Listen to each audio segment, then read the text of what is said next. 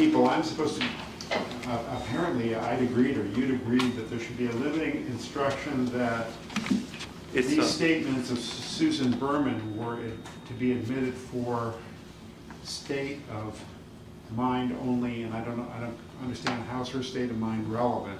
How is it relevant? It's the following statement. I had a very strong feeling that the next thing she was about to tell me and had been strongly implying was that Bobby had a hand in Kathy's disappearance. And at that time you had given an instruction that was redacted that it's not offered to prove the truth of it that he was responsible for Kathy's death, but her state of mind, her believing it. And that's relevant because? Because it explains her conduct. It explains the relationship and the way that they're communicating. In other words, you have to understand. I see. That's why she told her to stop, don't tell me anymore. So that's why she didn't go further, but the other statements are admitted. True. Because, remember, this is before all the final forfeiture by wrongdoing rulings. The court has gone back and forth, so every statement. Then I did, after we had a hearing, at the time of the preliminary hearing, I made the ruling that the standard of proof had been satisfied for admission of evidence under that hearsay exception of forfeiture by wrongdoing. So that means her statements may be admitted for their truth ordinarily. Yes. All of Susan's statements are now admitted for her truth. That issue had to do with where Ricki Ring is saying what she believes Susan is going to tell her. So Susan didn't actually say these things, therefore there's no basis to admit it for hearsay. Here's what it said. Right? Yes. Right? There's no statement from Susan Berman. So there's nothing that can be admitted. Why is this admissible? To explain her state of mind and not pursuing further.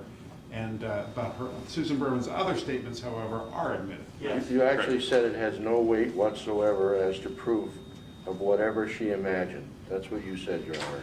I see, but that's been blacked out. Right. Such beautiful words to be. I know, that's why we can unblacken it. Well, Mr. Chesnoff, you had, as we agreed, you had all of the same. Yeah, I know, but when it said in the transcript that there's going to insert an instruction, I assume we agreed. Okay. So now, exactly what I am to say is you want to go with the Cal-Crim, a template for limited purpose evidence, limited purpose of explaining the witness's state of mind. Your Honor, the alternative, the court has two ways to go because there's actually no hearsay. There's actually no need for a limiting instruction. The issue would simply be. We agreed with Chip when we agreed on the stipulation that the judge could do a limiting It's not a matter of hearsay, it's a matter of it being admitted only for a limited purpose. Correct. Okay. Correct. The hearsay is not the point. Okay. Correct. So it's not for its truth in any event. Right. So this statement, and you want me to do it now before we resume the tape? Sure, that's Yeah, I think it would be a good idea, Your Honor. So that for their listening, yes. And it's regarding the statement on the bottom of page 25. If you need to, I have a copy of the transcript. No, I'm looking at it. Thank you for spotting it, Your Honor. You're welcome.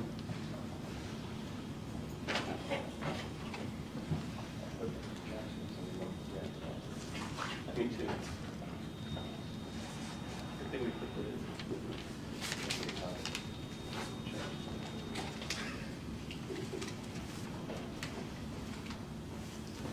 So it's not admitted for the truth of the implication.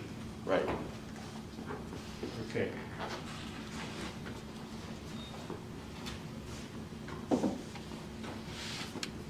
All right, we can get adjourned.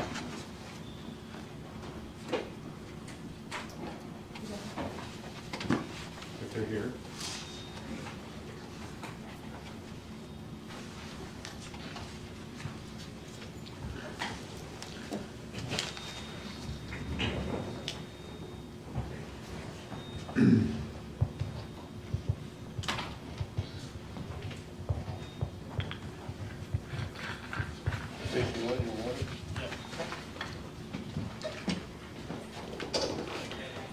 More water? Some more water? I'm good. Okay.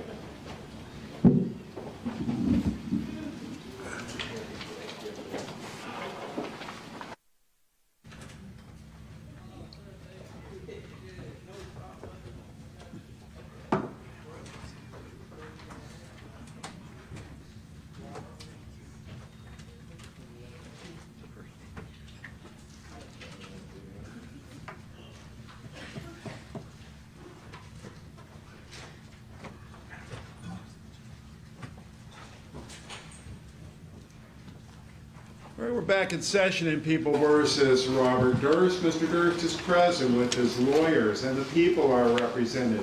Before we resume the recording, I am going to give you a brief instruction about one point.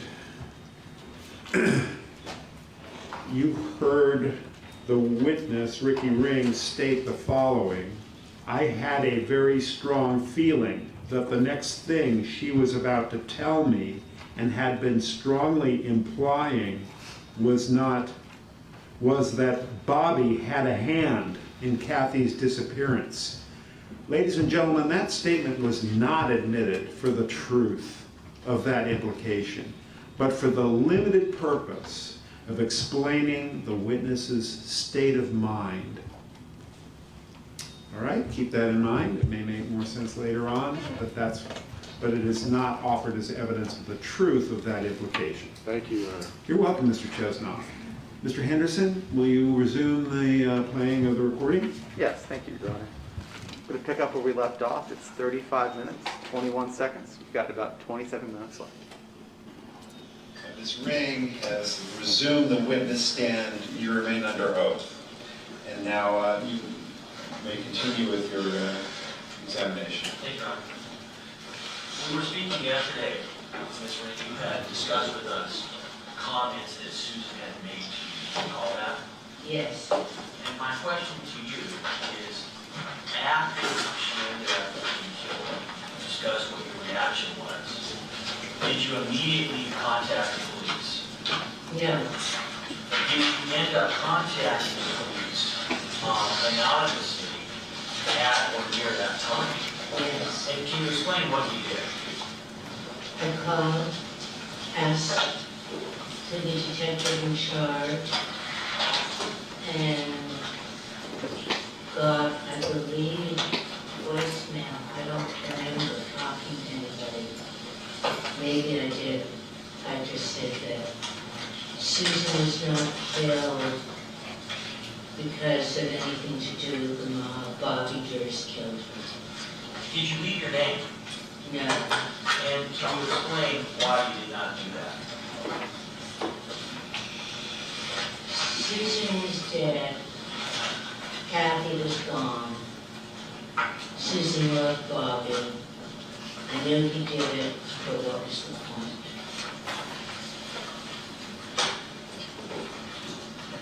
Let me ask you, if I were to say to you, who are the other people that you knew back then that Susan was close to? Who were you close with? At what point in time were you referring to? So let's go back to, if you know, around the time of Kathy's disappearance. Susan was in New York at the time. So would that mean that you wouldn't know who she was really speaking to? Correct. So like I said, overall, let me ask this. When I say the name Lorraine Newman, is that something that you know? I've heard the name of this. Yes, she was a close friend of Susan's. Is that somebody that you yourself had interaction with? If only on an extraordinarily limited basis, I can't really remember. Maybe another way of asking you this question, your interaction with Susan, were they as a part of a group of friends with Susan, or were those more individualized relationships, you and Susan? I was more individualized. So, to your memory, did you ever have conversations with Susan and Lorraine Newman together, to the best of your No. memory? Have you and Lorraine Newman ever had a conversation that you can recall. So, When I say the name Linda Oaks, is that somebody that you know or aware of? I'm aware of, Have you ever met her? yeah, not that I remember, When I say the name Kim Langford, is that a name you know? yes.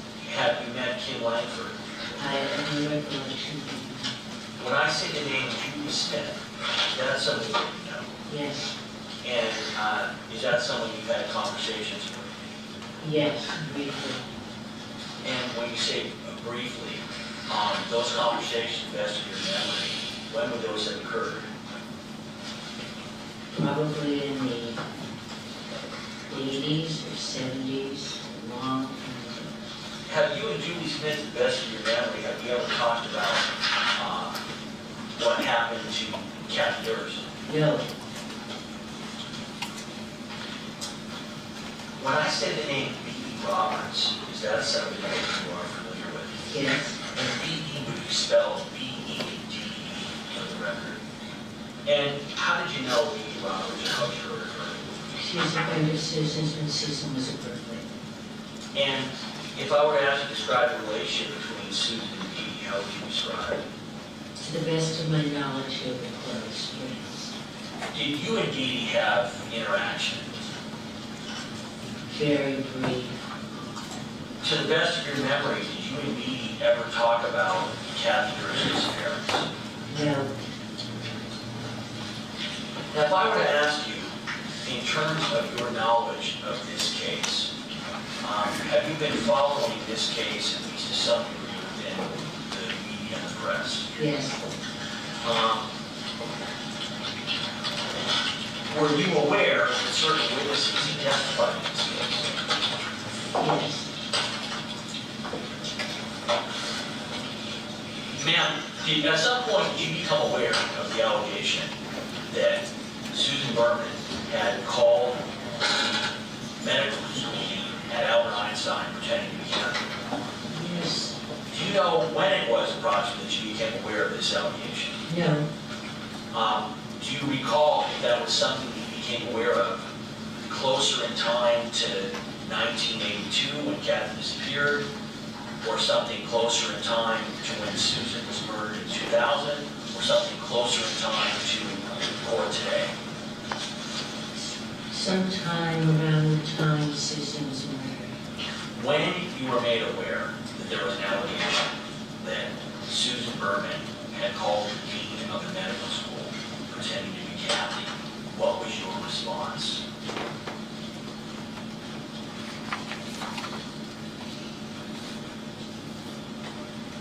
My response was to the content of the call. And what was it you had heard about the alleged content of that call? That the caller had said that she could not be there in class because she had diarrhea. And how was that comment significant? Susan and I lived in the dorms and were roommates for several years, both in apartments and in dorms. Susan had a habit of emerging. We had communal bathrooms in UCLA dorms. And announcing often that she had just had A, diarrhea, or B, thrown up because she had ulcers, she said. And when I heard that that was the nature of the call, of all the millions of ailments in the world, that seemed horribly suspicious. So I wouldn't admit it for the truth, but for the state of mind of the declarant. So I admit it on that basis. You may proceed.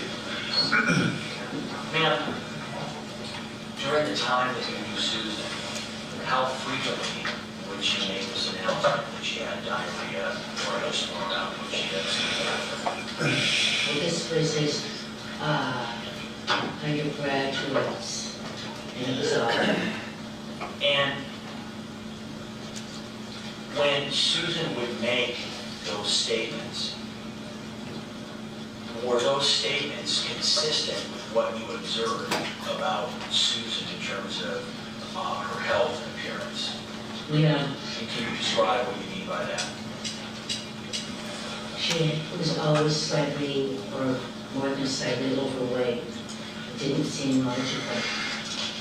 So Matt, you're saying the position was Susan would announce that she had just had diarrhea and was throwing up. Or throwing up, and you did not believe that in fact that occurred based on her physical condition.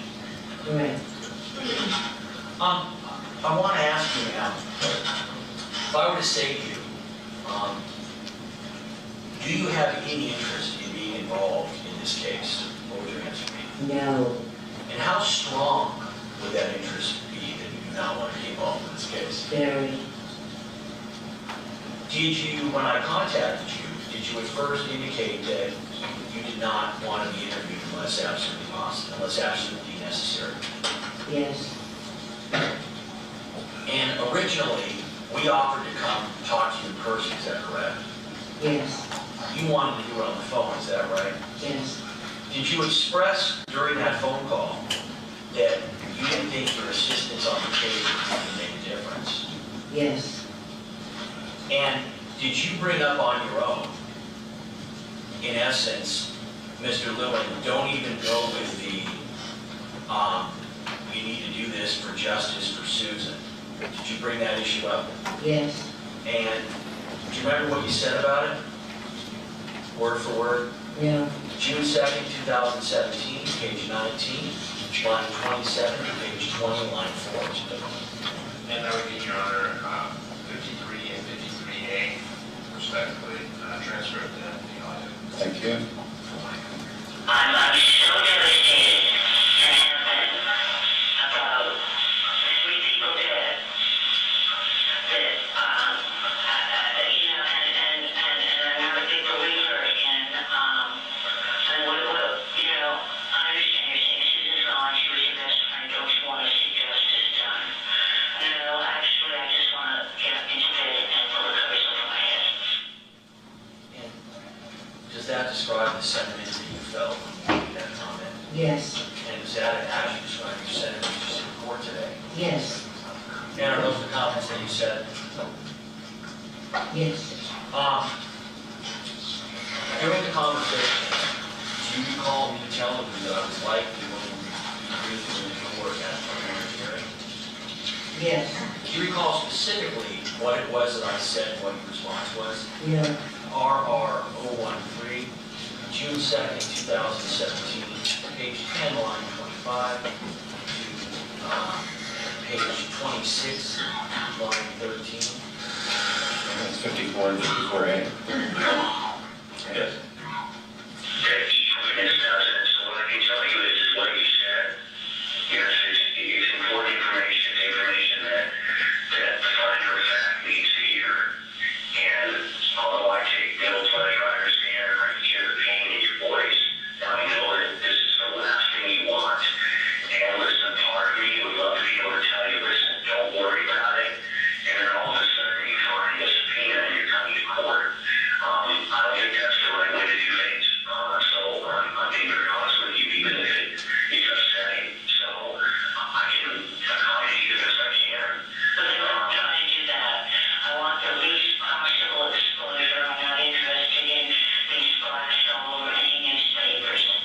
Okay, well, Any publicity, I don't need it.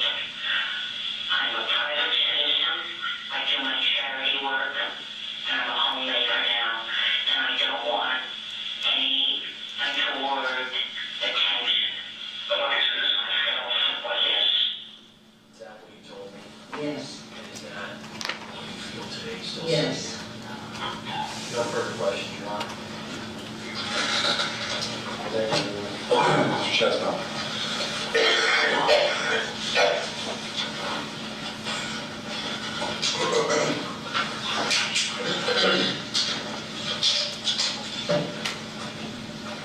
Well, you can't hear me, just let me know, okay? Yes. Thank you. Let's start with this. Is it fair to say that you have stated the following? Susan never, ever, ever said to you, Bobby Durst is responsible for Kathy's disappearance and/or death. Did you? Do you remember saying that? I believe so. Okay.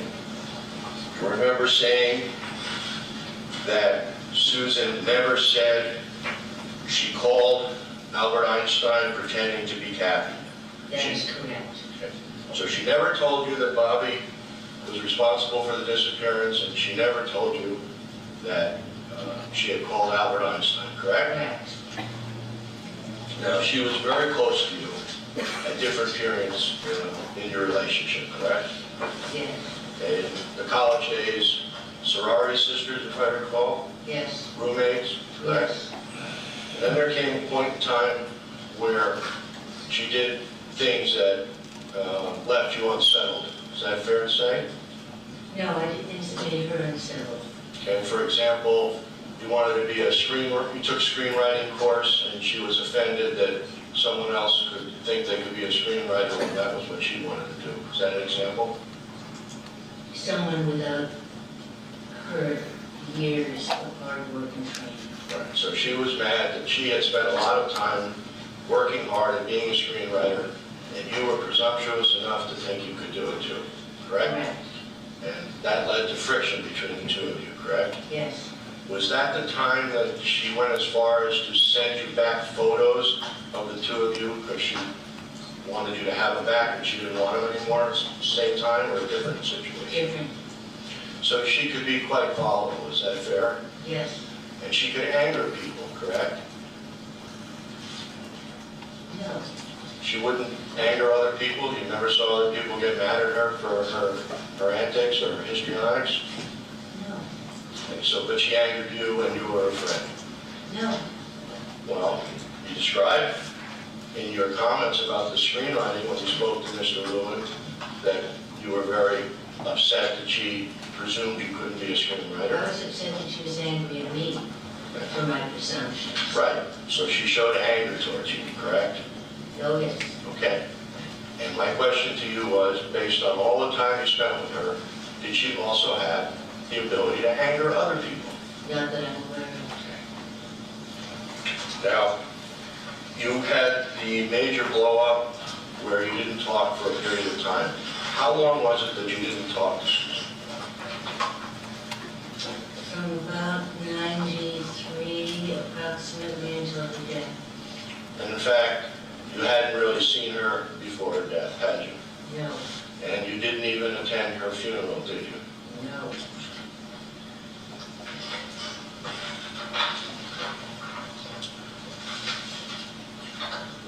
Wait. I checked to the word even. I Overruled. did not attend her funeral. You said she borrowed money from you and didn't pay you back, correct? I gave her money, she was never going to pay it back. And never did, correct? Of course. And you were aware that she had done that with other people that were her friends, correct? Yes. And she never gave it back. I don't know of anyone else. Now, you strike me as a gentle person, so I'm sure when she didn't pay you back, you didn't get angry to the point where you would do something to her, correct? I gave her the money with no expectation of her ever being repaid. Now, you talked a little bit about the fact that she was kind of a product of the mob, is that right? Her early upbringing, yes. And she would tell you stories about people that were associated with her family, correct? Yes. People that were, for lack of a better word, gangsters, correct? Some of them, She talked to you about the ones that lent money to people? yeah. You're aware that that's one of the things that gangsters do, correct? Actually, no. I thought pawn shops do. Never heard the word loan shark? That was a pawn shop. But have you ever heard the word loan shark? Yes. Do you think a loan shark is the same as a pawn shark? No. Okay, thank you. Now, you told us that she told you she was surprised that Bobby threw out Kathy's clothes, correct? Yes. Possessions. You said that she went to the Florida Keys with Bob, is that correct? Yes. So, she told you that's correct, you testified that she told you that Bob hadn't confided in her about Kathy when they were on the trip, correct? Never mentioned. Excuse me? Never mentioned. Okay. And this is at a point in time where Susan and Bob are extremely close, correct? Very good friends. Right, they're traveling together to Key West, correct? Yes? They're having conversations, correct? Now, that's I one, wasn't there. And she told you she spoke to him, correct? On the trip. Working together, yes. Okay. And in all the years before you met Mr. Lewin, you never once went to the police station and made a police report about any of these things, correct? The first contact you had with law enforcement where you described any of these things is when you met with Mr. Lewin on the telephone and he interviewed you along with other law enforcement people, correct? I made an initial call right after Susan died. Where were you when you made that initial call? At home. Did you say on direct that you actually spoke to somebody at the police department, or I don't remember. do you keep a diary, or did you make notes or anything at the time when you made this phone call? No, Did you tell anybody at the time? I don't remember. So your testimony is that one of your dearest friends since you were in college was murdered, and you thought you knew who did it, but you didn't tell anybody except an anonymous phone call, correct? I told my husband, Did he go to the police? one would hope not. I think that we had two police departments running around, NYPD, Beverly Hills PD. I didn't see any reason to continue running. When Susan would tell you that she had just either vomited or experienced an episode of diarrhea, you considered it an untruth, didn't you? Yes, And that's because Susan would often say things, including that she had diarrhea or that she vomited, to get attention. Is that fair? in certain areas. She would say things that weren't true for her own purposes, correct? At times, And this was over the entire time that you knew her, from college to Berkeley to when you, no, and when did she stop lying? I can't know what was truth and what wasn't at times.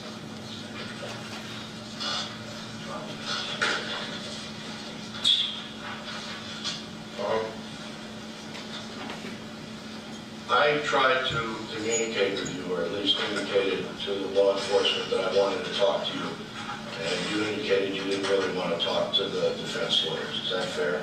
That's fair. And you're a lawyer, or by training, correct? Yes, So you understand that a lawyer representing Mr. Durst has to ask questions that a lawyer is obligated to ask.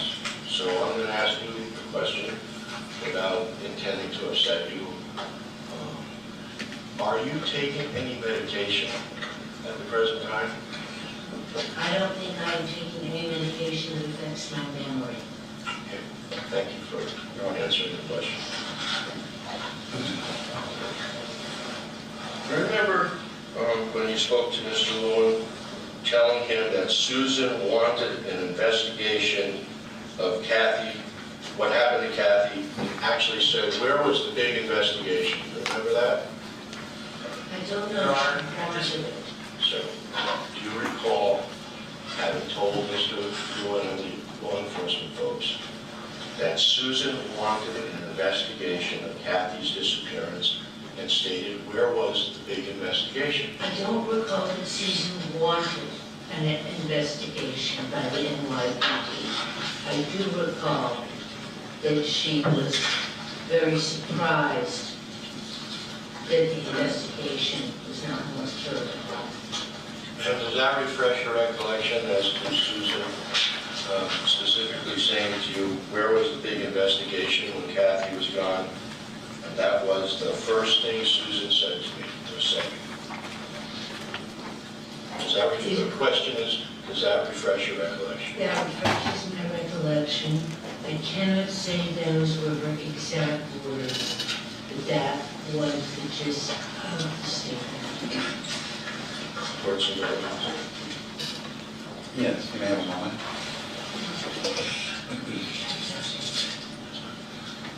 No further questions, thank you. Okay, the redirect examination. I'm going to put up, Mr. Chestnut just had page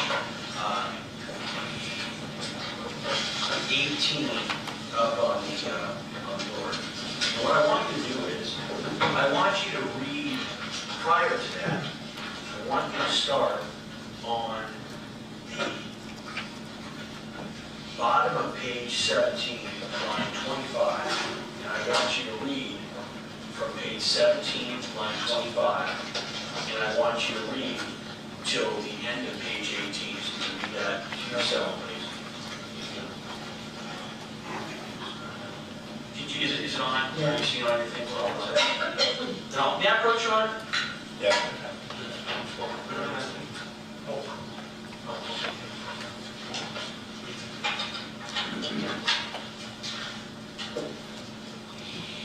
It's not clear.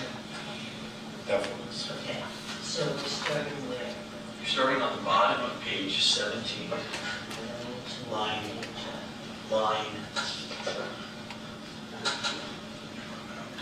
Yeah, you can send line 23.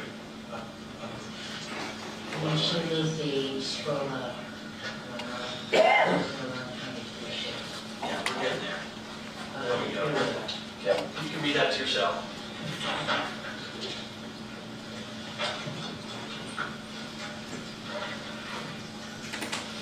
Let me know when you're ready for me to turn it to the next page. Yes. Okay. Delete.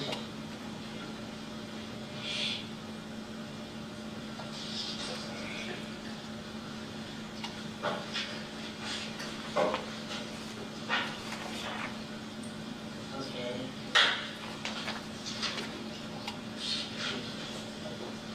Oh, did I go too far? Yeah.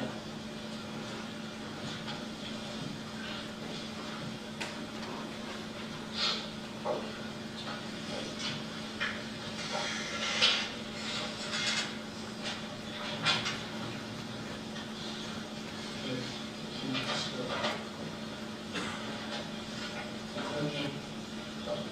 Now, Mr. Chesnoff just asked you about the last two lines, where the words are, I honestly, where was the big investigation when Kathy was gone? Do you recall me asking about that? Yes. And ma'am, this conversation, the context of what Mr. Chesnoff asked you, involved your reluctance to testify, correct? Correct. The question that he just asked you, the information that's on line 27 and 28, was that when you were discussing specifically the conversation you had had with Susan, or was this in the context of you explaining why you did not want to come in to testify? Could you scroll Objection, Your up so Honor. okay, you want to repeat the question? So when Mr. Chesnoff just asked you about the comment at the bottom, a few lines in line 27 and 28, was your comment on line 27 and 28, was that in the context of you discussing the statements Susan had said to you, or was it in the context of you explaining why you did not want to come to court? Is why I don't want to come forward. Now, the three things that you testified that Susan told to you about Kathy's disappearance, are you ever going to forget those? Unfortunately not. Thank you. No further questions. No, thank you, Your Honor. Will the witness be excused? Yes, John. Yes, thank you. You're excused, ma'am. Thank you.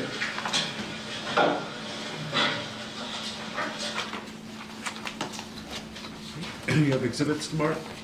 Yes, thank you, Your Honor. People's 116B for identification. It's a 2-page exhibit sheet. This correlates what's in the video versus new exhibits for trial. 117C is a 2-page transcript. In the video, that was 52A. 117D is a 2-page transcript. 116. Thank you. These are all 116. Thank you. So 116B, C, and D. 116D is a 2-page transcript. That was 53A in the video. And People's 116E is a 2-page transcript. That was People's 54A in the video. Great, thank you. You have a transcript of and a video of the next witness? Yes, next witness is Richard Markey. This will be via video. People's 117 for the DVD. It's 53 minutes long. 117A for the transcript. All right, we'll get started with it.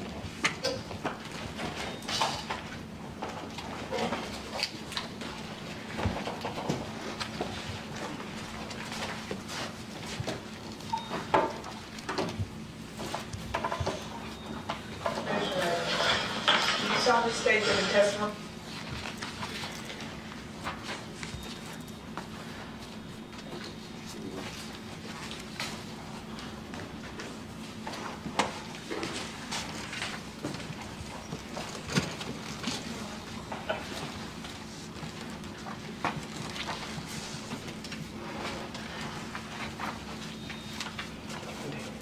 I got one. Thank you.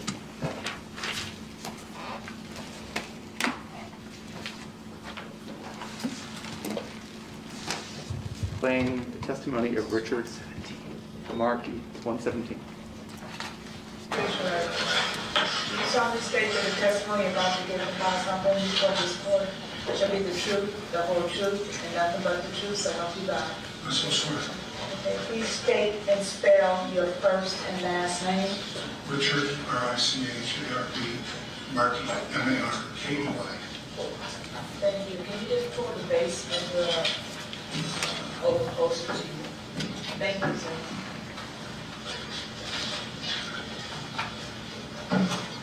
May proceed. Thank you. Good morning, Mr. Markey. Morning. How old are you? 69, And where do you live? Long Beach. For how long have you been in the Los Angeles area? 45 years. So what year did you come to Los Angeles? 73. And what is your current occupation? Retired. What was your previous occupation before you retired? Writer and television producer. Can you just describe briefly for the court what that entailed?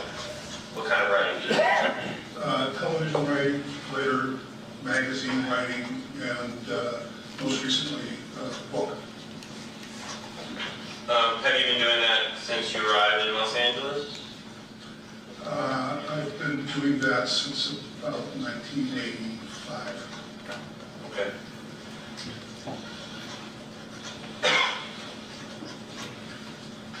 Are you familiar with the Writers Guild? Yes, What is that?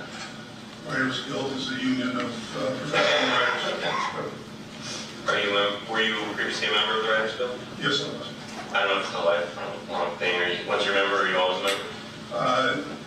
Yes, I'm considered a emeritus member, which means I don't pay dues any longer and don't expect to have any income. What year was it that you got into screenwriting? About 1985, Okay.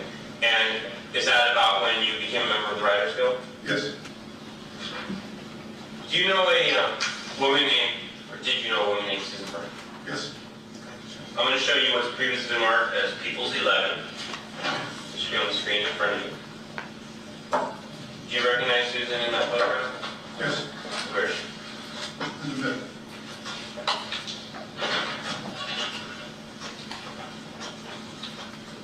When did you meet Susan?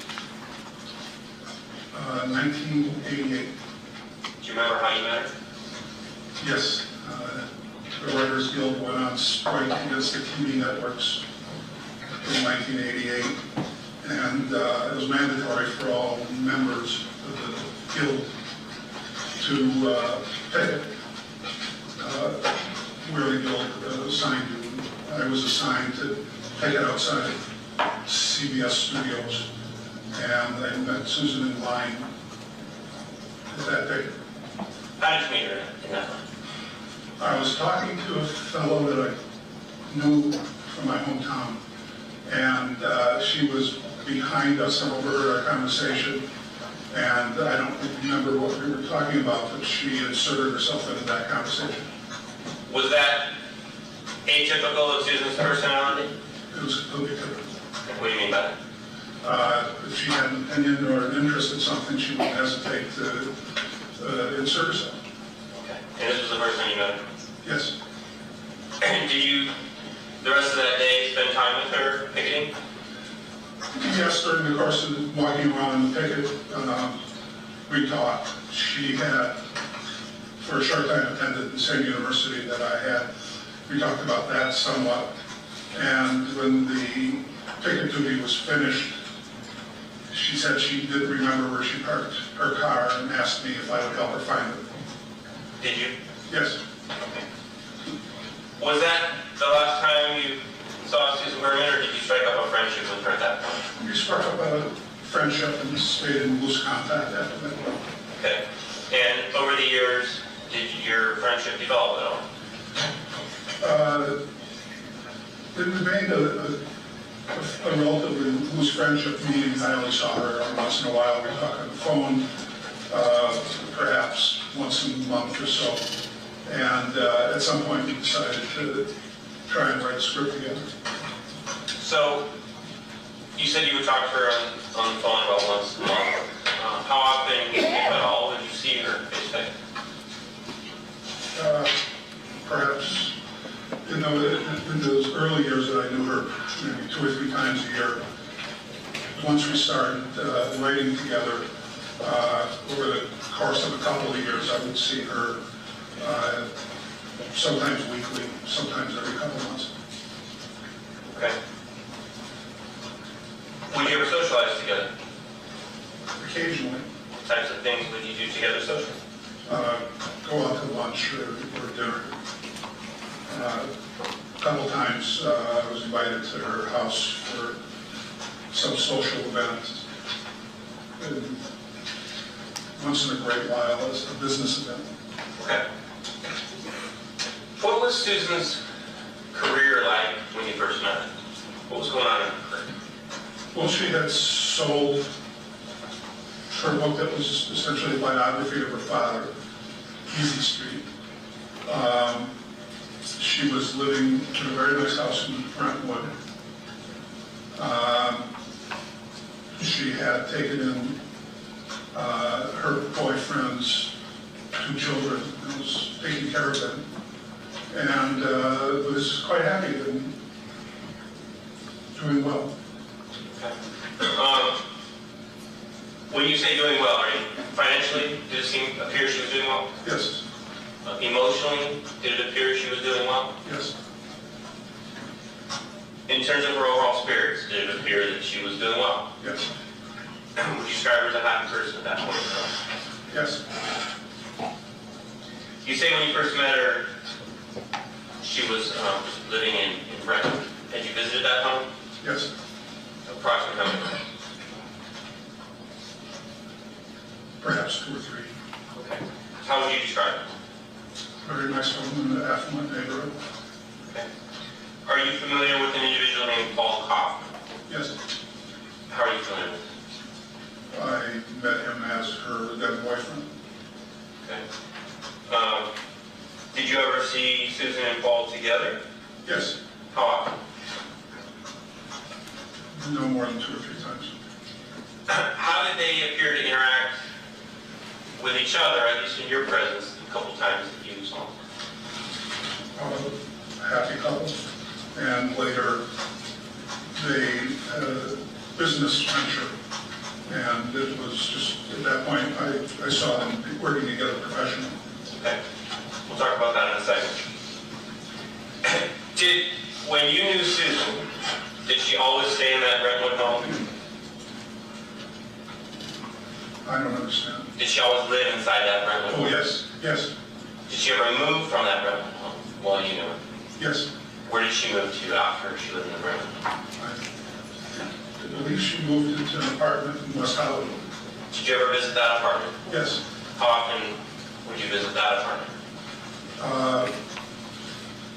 During the time we were writing together, at least weekly and sometimes multiple times a week.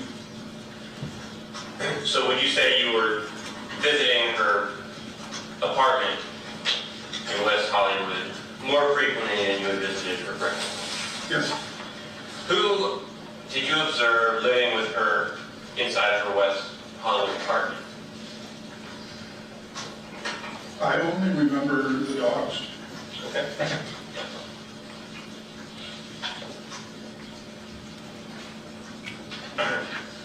How are things going for her financially, as far as you can tell, based on your observations, when she was living in that apartment?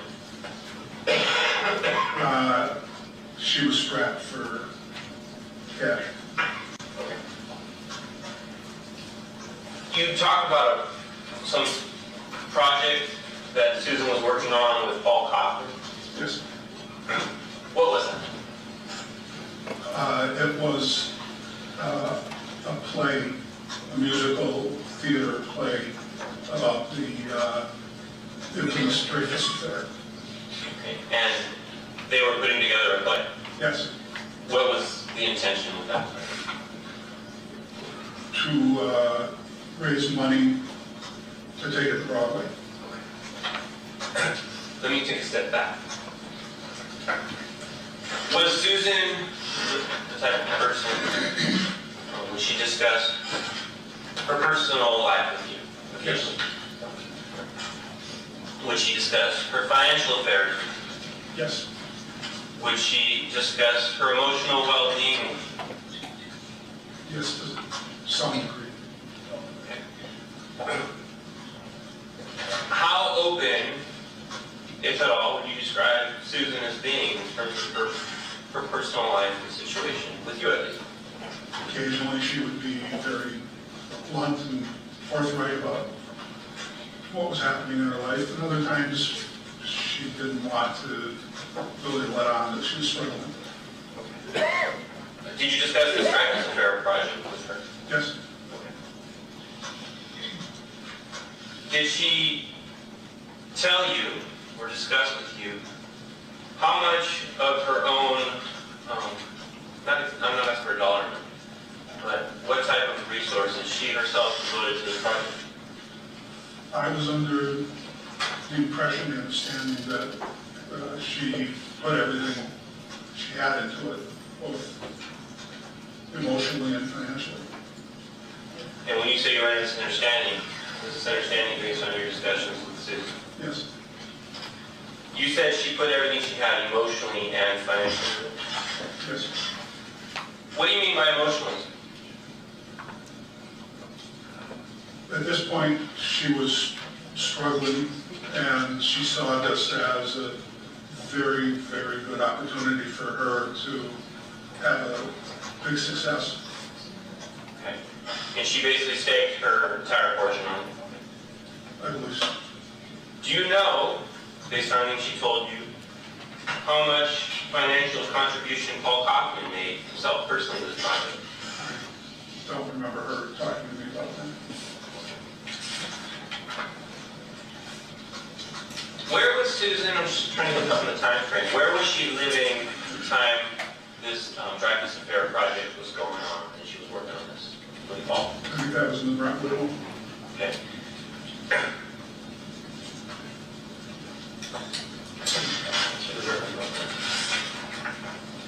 What happened to that project, as far as you were aware, based on your conversations with Susan and being around?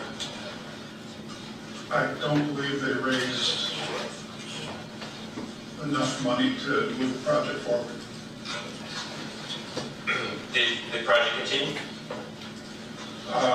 No, it ended. Based on your conversations with Susan, was that project a success, a failure? How would she describe it? I don't know that she ever expressed what she thought about it. It was clear to me that it was a failure. Okay. What about Susan's relationship with Paul? Did that continue? I don't believe so. I think it ended shortly after this period of time. And when you say shortly after this period of time, are you saying that shortly after this Try to Disappear project failed, her relationship with Paul ended? I think so. At that point in time, do you know, prior to film, do you know where Paul and his children lived? I don't.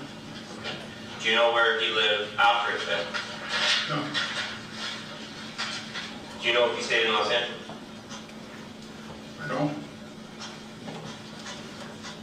Do you know, at that point in time, who raised Paul's children? Susan did.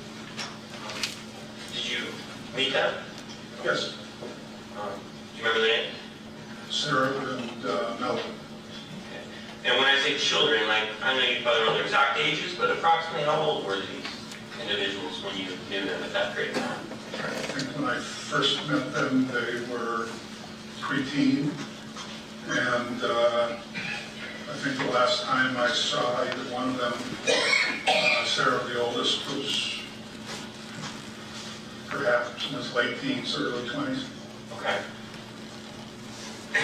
And at that point in time, based on your observations, your personal observations, was Susan their primary caregiver? Yes. Was she their primary provider, based on your observations? Yes. Did Susan stay inside that West Hollywood apartment? No. Where did she move next? I believe she moved to Benedict Canyon. That's the home of Benedict Canyon? Yes. Do you know who she was living with? I think she was living alone. Okay. Did you visit that home? I'm sorry. Did you visit her at that home? Yes. How often?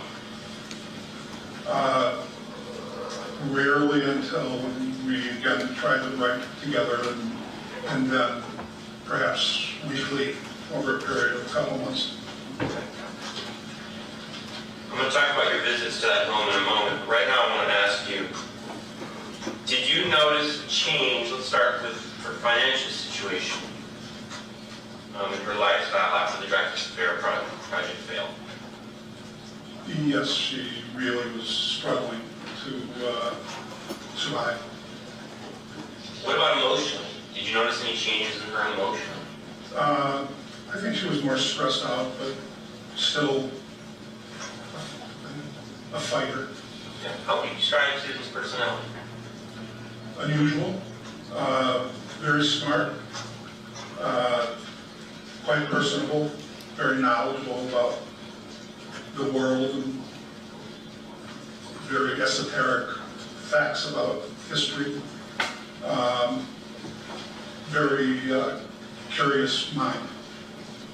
Was she an easy person to have as a friend? Not always. What do you mean by that?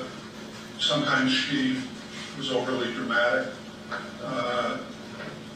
Sometimes she got into very dark moods, and almost all the time was very anxious about certain things, like heights. She had some phobias? Heights. Did she have some phobias? Yeah, I would describe those as phobias.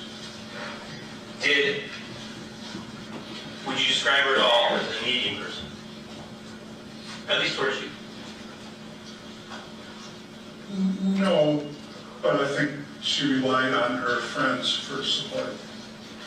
And this reliance on her friends for support, was this the same level of reliance consistent in the entire time you knew her, or did it change during the course of your relationship? I think it changed. How so? I think when she was living well in Brentwood, I don't think I ever experienced her being needy. Friendships she had because she delighted in them, and for no other reason that I know. And later on, I think she leaned on many of her close friends both for emotional support and financial support. When she was living in the Benedict Canyon, what was her life like that you observed?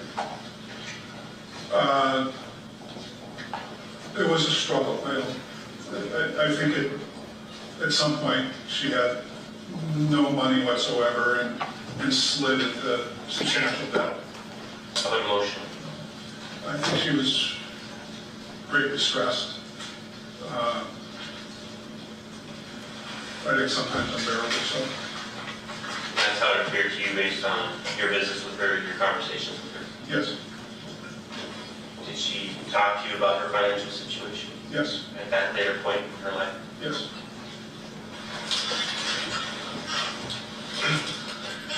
Did she ever come to you for assistance? She didn't come to me for assistance, but I offered. All right, ladies and gentlemen, that's all the time we have today. I want to let you know that it appears we cannot be in session on Tuesday, June 22. So Tuesday, June 22 is a day where you won't need to be here because we can't be in session. So make your plans accordingly. If there's something you need to schedule, that's a great day for you to schedule it. We'll see you tomorrow at 9 o'clock.